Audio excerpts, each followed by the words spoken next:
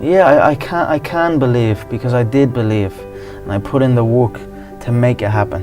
But you know, I was just a normal kid growing up, and fights would happen.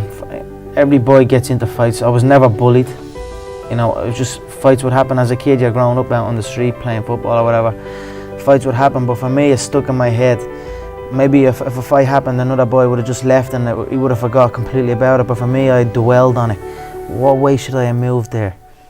He done this. What? Maybe if I had done that, I would have turned out better. You know, those type of things occupied my mind. So it begun to build in my mind that this is what I wanted to become really good at. This I wanted to be able to defend myself in any situation, any movement, any scenario.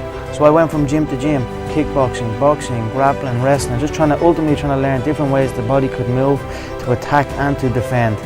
And then it obviously becomes an obsession, and before you know it, you're headlining in football stadiums, just like that. As you grow, you get a little bit more confident or a little bit more cocky, whatever way you want to put it. I was just being myself. I'm a cocky little kid from Dublin. I'm just being myself. I never set out to say, if I say this, it's gonna mean this. You know, just carry on. I say what feels right at the time. And I was like, nah, fuck it, I'm not going back. No, I'll figure something else to do. And then I just answered it. It kept ringing, so I answered it. How do you feel about making a UFC debut in 9 weeks? And then that was that. I put the phone down, I went home, and then I showed up at the gym the next day and put the work in, and that was that. I just kept going. You know, we're all on our own path here. Everyone is on their own little journey, whether you know. And this is my journey. My teammate was on a different journey, so I just have to understand that. So that was that. Yeah, I definitely think you know, I always knew I only need one chance. I always felt I was better than everybody. I always felt all I needed was to get in there once. Just give me one shot and I'll take it home. I'll steal it every time. And then so when I got the call, I knew I wasn't hanging around. I was going to call out everyone in the division. I was going to make my way up to the top as fast as possible, because I felt I was ready. I felt I was better than these people. So, but obviously the work always still, you know, there's always work to be done, you know. So, if anything, I suppose it definitely got me to the gym that bit more. You know, that now it's there. Now all these dreams that I've been having are actually there in front of me. So I work towards it.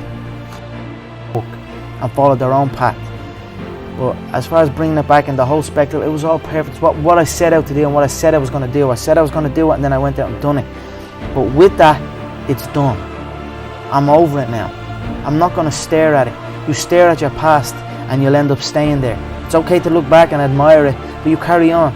I'm not in the business of staring back at it.